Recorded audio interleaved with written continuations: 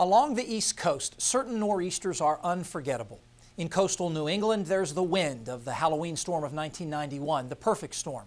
Farther south, the March 1993 superstorm is infamous, mainly for snow.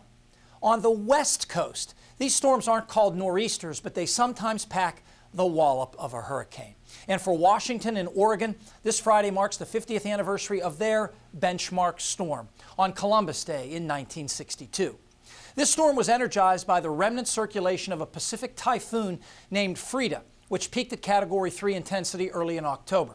By the 10th, Frida had weakened to a tropical depression in the North Pacific, but then it encountered a potent dip in the mid-latitude jet stream and reinvigorated as an extratropical low. It deepened rapidly as it swung around the base of the trough and then headed northeast to a position off the Oregon coast on the morning of October 12th at a pressure of 960 millibars. That's 28.3 inches of mercury. Earlier in the day, a Navy ship in the path of the storm reported a 92-mile-per-hour wind gust and a pressure drop of 2/3 of an inch of mercury in 3 hours, an astounding pressure fall.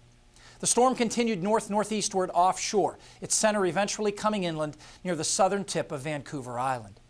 As the storm passed, officials at the World's Fair in Seattle had to evacuate visitors from the brand new Space Needle, which was swaying in the wind.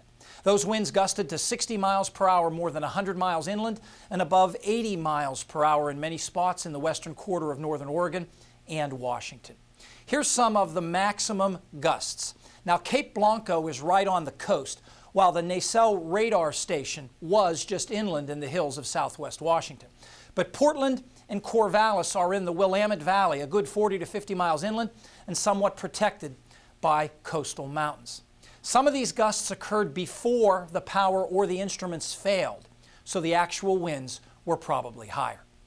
These wind gusts make this storm a serious contender for the most powerful extratropical cyclone in the U.S. in the last 100 years. It killed 46 people, most from flying debris and falling trees.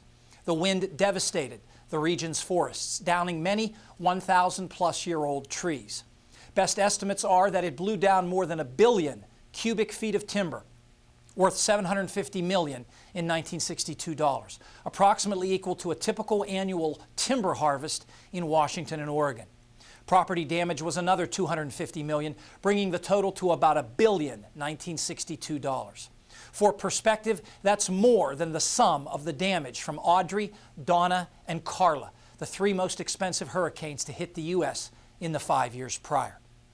The Columbus Day storm even affected that year's World Series.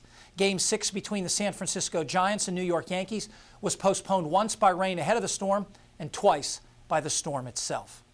Willie Mays and the Giants won Game 6, but Mantle, Maris, Berra, and the Yankees won the series. Paul Knight is back with the extended forecast next.